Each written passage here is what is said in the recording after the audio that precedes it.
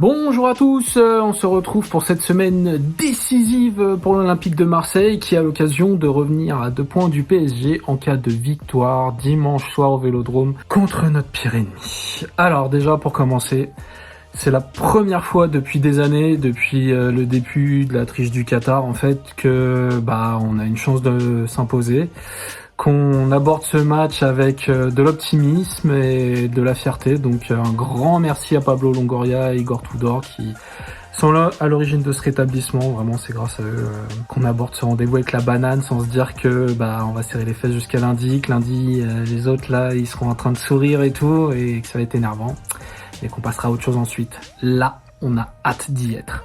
Alors, pour ce match, le gros problème c'est la suspension de Chancel Mbemba. Donc dans l'idée, il faudrait partir sur une défense à 3 avec Bailly, Balerdi et Kolasinac. Mais mon problème, c'est que je fais aucunement confiance à Nuno Tavares dans le couloir gauche pour les tâches défensives. Et j'ai très peur que Galtier, qui est généralement plutôt bon en tactique, même si cette saison, on dirait qu'il a un peu perdu le fluide. Donc j'ai très peur que Galtier en profite et place un joueur rapide dans ce couloir-là et dévolue aux tâches offensives. Donc pour moi, Nuno Tavares, il doit sortir du 11 pour ce match. Rentrer éventuellement si ça se passe bien ou s'il faut marquer un but, mais c'est tant qu'il faudra tenir le résultat, tant qu'il faudra bien défendre, faut pas compter sur lui. Donc non merci.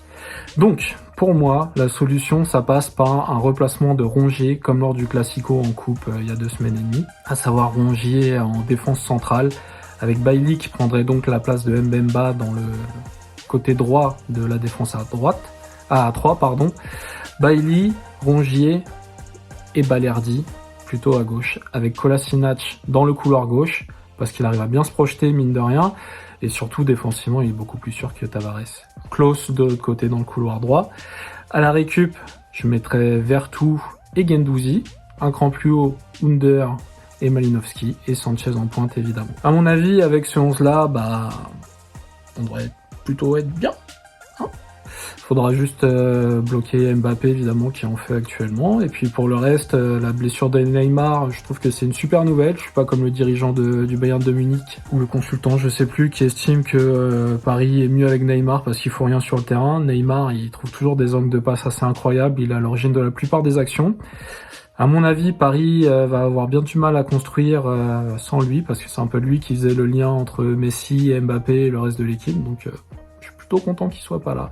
Et vraiment, encore une fois, j'aborde ce match avec un optimisme relatif, parce que je suis de nature prudente, et que j'ai pas envie de tomber de haut dimanche soir, mais voilà. Je pense qu'on peut gagner, presque qu'on va gagner.